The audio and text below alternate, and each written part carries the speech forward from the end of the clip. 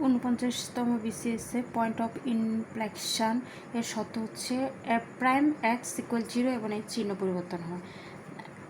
তারপরে F of x equal পরম মান এক্স এর এক্স ইকুয়াল 0 কিন্তু ডেরিভেটিভ হচ্ছে যেহেতু প্রথমে আমি এফ অফ এক্স ফাংশনে পজিটিভ আর নেগেটিভ মানটা ভ্যালুটা বের করেছি, তারপরে হচ্ছে যে এফ প্রাইমকে একবার ডেরিভেটিভ করেছি, করার পর 1, আর এটার ডান ডেরিভেটিভ হচ্ছে 1 আর বাম ডেরিভেটিভ হচ্ছে 0 বিন্দুতে -1। তো তাহলে আমার ডেরিভেটিভ দুটোটা সমান নয়, তাহলে হচ্ছে যে এর অস্তিত্ব নেই, এর কোনো এক্সিস্টেন্স নেই। এগুলো নিবন্ধনের জন্য অনেক বেশি ইম্পর্টেন্স। তারপর হচ্ছে যে x equal y equal x স্কোয়ারের এক্স ইকুয়াল 1-এর ট্যানজেন্ট বা ঢাল কত। তো আমি ওয়াই ইকুয়াল এক্স স্কোয়ার, তারপরে এটাকে একবার ডেরিভেটিভ করছি এক্সের সাপেক্ষে dy by dx, A 2x এসেছে। তারপর হচ্ছে আমার এক্স ইকুয়াল টু 1 বিন্দুতে, তো এটা হচ্ছে যে এটাকে আমরা y prime of x equal 2x হিসেবে লিখতে পারি। তাহলে ওয়াই প্রাইম 1 বসালাম, মান বসালাম, তো রিপ্লেস করলাম, তারপর 2 এসেছে।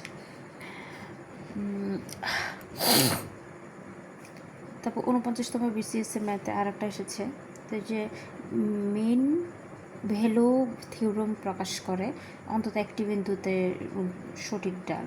তাহলে অন্তত একটি বিন্দুতে স্পর্শকের ঢাল গড় পরিবর্তনের হারের সমান। এটা কিন্তু ভাইরাল টপিকস, যে mean value theorem equal F of A minus F of B minus F of A by B minus A. 49তম বিসিএস স্পর্শকের ঢাল দ্বারা কি নিতে এফ প্রাইম এক্স। তো স্পর্শকের ঢাল হচ্ছে যে প্রথম ডেরিভেটিভ বা এফ প্রাইম এক্স এরকমই। তারপর আমি অন্তরীকরণের বিভিন্ন নিয়মসমূহ এবং পর্যায়ক্রমে অন্তরীকরণের ব্যাখ্যা, তারপরে হচ্ছে যে এখানে ওগুলো এমসিকিউগুলো পড়লাম।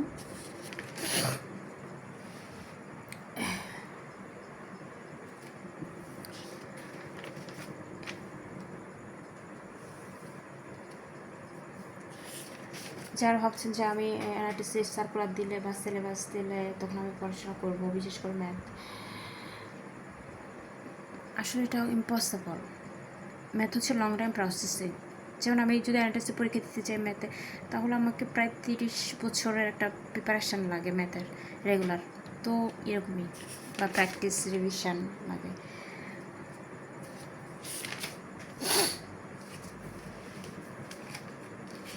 এক্সামে ভালোই করতেছি।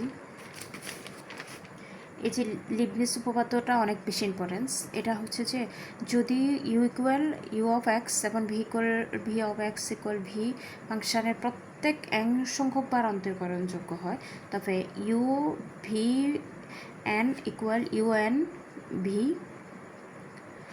Plus N C 1 U N minus 1 V 1, মানে এই ইউ এন থেকে কমবে আর ভি এর সাথে বাড়বে, এরকমই।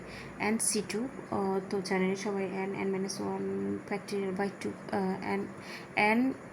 N minus 1 by 2 factorial. তো এখানে আমার 1 কমতেছে, এখানে 1 বাড়তেছে। তো এভাবে চলতে চলতে আমার 8তম পদ পর্যন্ত n C r u n r v r plus dot dot u V n, এরকম। U n equal